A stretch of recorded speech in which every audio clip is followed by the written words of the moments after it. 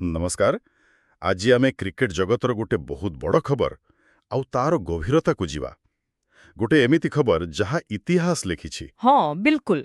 दक्षिण Africa team से माने लॉर्ड्स रो से ऐतिहासिक ग्राउंड रे ऑस्ट्रेलिया को हरे प्रथम थर पई विश्व टेस्ट चैंपियनशिप माने WTC टाइटल जीति छंती।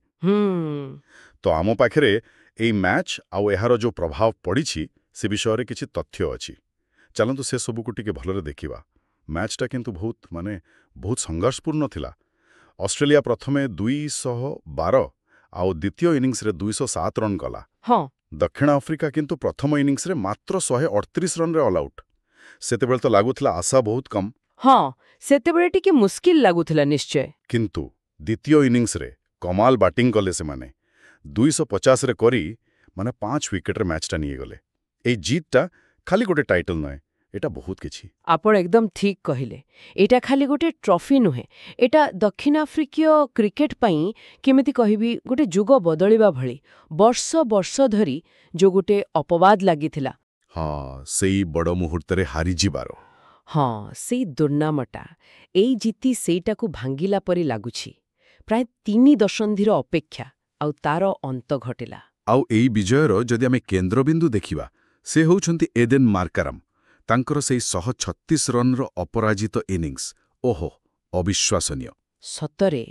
विशेष करी सेतेबेले जेतेबेले दल एते चापरे थिला आउ पिच भी बोलिंग पई भलो थिला।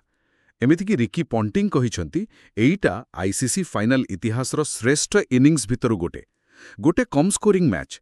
चतुर्थ इनिंग्स फाइनल रो चाप एमितिरे एभली खेलिबा केते कष्ट। असाधारण। एटा प्रकृतरे असाधारण। कारण आमको मने रखिबाकू हबो सेमाने प्रथम इनिंग्स रे मात्र 138 करिथिले। हाँ पिछरे बैटिंग सतरे सहज नथिला। एमिति स्थिति रे 282 रन चेस करिबा एटा बहुत बड़ कथा। मार्कराम को इनिंग्स खाली रन पाई नुहे, तांकर मानसिक दृढ़ता पाई भी अतुलनीय। अच्छा। आउ आमे अधिनायक तेम्बा बाबुमांक कथा भी भूलिबानी। हाँ तांको कथा भी कहिबा। तांकु हैमस्ट्रिंग आघात लागिथिला, ता सत्वे से जो 66 रन रो संघर्ष कले। हाँ बहुत गुरुत्वपूर्ण थिला सेटा। हाँ सेईटा मार्करामंको उपरु भी चाप कमेला। हाँ। आउ दल को गोटे भलो आरंभ देला। एटा देखौछि कि दल भितरे केते एकता आउ नुआ जोश आसीछि, गोटे मिलित प्रयास। हाँ बैटिंग तो कमाल थिला किंतु बोलिंग भी किछि कम नथिला। कागिसो राबाडा पूरा मैच रे तांकर प्रभाव देखिबा को मिलिला। मोट 9टा विकेट नेले। तांको प्रदर्शन रो भूमिका केते थिला ए जीत रे? बहुत गुरुत्वपूर्ण। देखंतु टेस्ट क्रिकेट रे आउ विशेष करी इंग्लैंड भली जगह रे जितिबाकू हेले आपणको बोलिंग अटैक दमदार होबा निहाती दरकार। ठीक। राबाडा 2टी जाको इनिंग्स रे ऑस्ट्रेलिया बैट्समैन को पूरा चापरे रखिथिले। तांकर सेई घातक बोलिंग ही तो ऑस्ट्रेलिया को बड़ स्कोर करबाकू देलानी। आउ सेइथि पे तो शेष रे बैट्समैन को काम टिके सहज हैला। हाँ संभव हैला। हाँ एटा पूरा गोटे टीम एफर्ट थिला। बोलर माने बैट्समैन को पई सुजोग तैयारी करिथिले। माने मिनी विश्वकप माने चैंपियंस ट्रॉफी जीतिथिले। तापरटू एटा तांगर प्रथम आईसीसी ट्रॉफी। एहारा भावनात्मक प्रभाव निश्चय बहुत गभीर हेइथिबो। निश्चित भावे एटा खाली गोटे क्रिकेट मैच जीतिबा नुहे, एटा गोटे मानसिक बाधा को पार करिबा भले। आउ आपण देखिथिबे दक्षिण आफ्रिकार पूर्वतन महान बोलर डेल स्टेन। हाँ तांगा फोटो देखिली। तांको आखिर लुह सेईटा ही सबु कहि दउथला कि एहार गभीरता केते। वर्ष वर्षर निराशा, केते अपमान, केते हार्ट ब्रेक, तापरे एई जो जीत मिलेला एटा पूरा देश पई गोटे बड़ आश्वास्ति आनिछि। आउ एई ऐतिहासिक मुहूर्त को नहीं आईसीसी चेयरमैन जॉय शाह भी कहिसंती एहा जुग जुग पई एक प्रदर्शन। दक्षिण आफ्रिका को तार प्रथम WTC टाइटल पई अभिनंदन। एटा सतरे तांकर लगातार चेष्टा आउ दक्षतार फल। बिल्कुल। तेणु जदि आमे सारांश रे कहिबा एई जीतटा खाली टेबुल रो आउ गोटे ट्रॉफी आनिनी।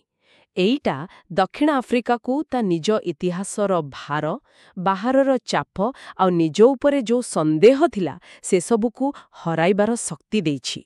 मते लागुछि एईटा दक्षिण आफ्रिकीय क्रिकेट पई गोटे नुआ सकाळर आरंभ। जोठी से माने एबे पूरा आत्मविश्वासर सह बड़ मंचरे खेली पारिबे। सतरे खेलर एईटा ही तो सुंदरता।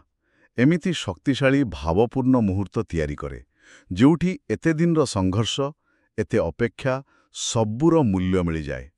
ଗୋଟିଏ ମୁହୂର୍ତ୍ତରେ ମୁକ୍ତି ବି ଆଉ ଅସୀମ ଆନନ୍ଦ ବି। ଏଇ ଜିତଟା ଖାଲି ଦକ୍ଷିଣ ଆଫ୍ରିକା ପାଇଁ ନୁହେଁ, ସବୁ କ୍ରିକେଟ ପ୍ରେମୀଙ୍କ ପାଇଁ ଗୋଟେ ସ୍ମରଣୀୟ ମୁହୂର୍ତ୍ତ ହୋଇ ରହିବ। ହଁ, ଆଉ ଏ ଜିତକୁ ଦେଖିଲା ପରେ ଗୋଟେ କଥା ମନକୁ ଆସୁଛି।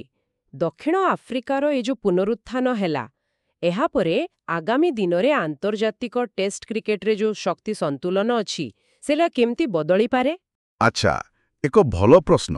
କଣ ଏଇଟା ଅନ୍ୟ ଦଳମାନଙ୍କୁ ବି ଗୋଟେ ପ୍ରେରଣା ଦେବ ଯେ ସେମାନେ ବି ବଡ଼ ବଡ଼ ପ୍ରତିଯୋଗିତାରେ ଯୋଉ ପ୍ରତିଷ୍ଠିତ ଟିମ୍ସ ଅଛନ୍ତି ତାଙ୍କୁ ଚ୍ୟାଲେଞ୍ଜ ଦେଇପାରିବେ?